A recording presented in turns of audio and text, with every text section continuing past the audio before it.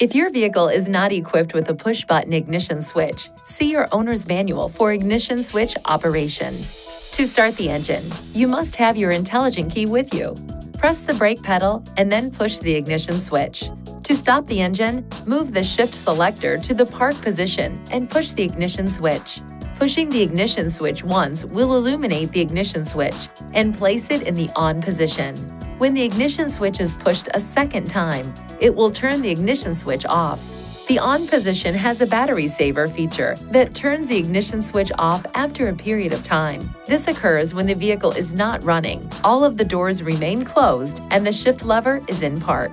The battery saver feature cancels when any door opens, the shift lever is moved out of park, or the ignition switch changes position.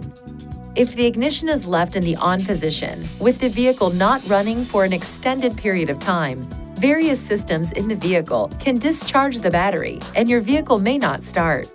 Allow the engine to idle for at least 30 seconds after starting.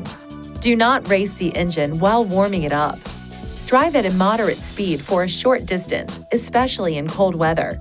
During cold weather, allow the engine to run for a minimum of 2 to 3 minutes before shutting it off. Starting and stopping the engine over a short period of time may make the vehicle more difficult to start.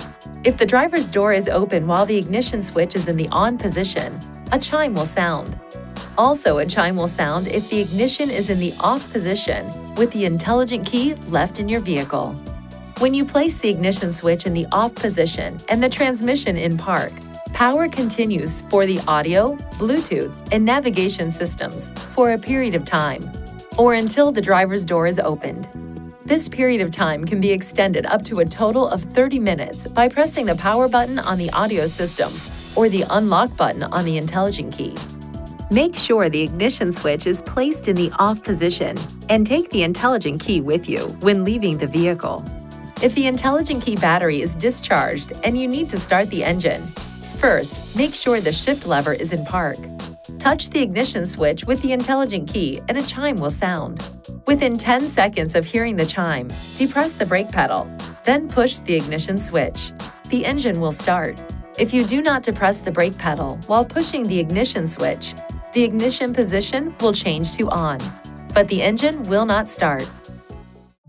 Please see your owner's manual for important safety information, system limitations, and additional operating and feature information.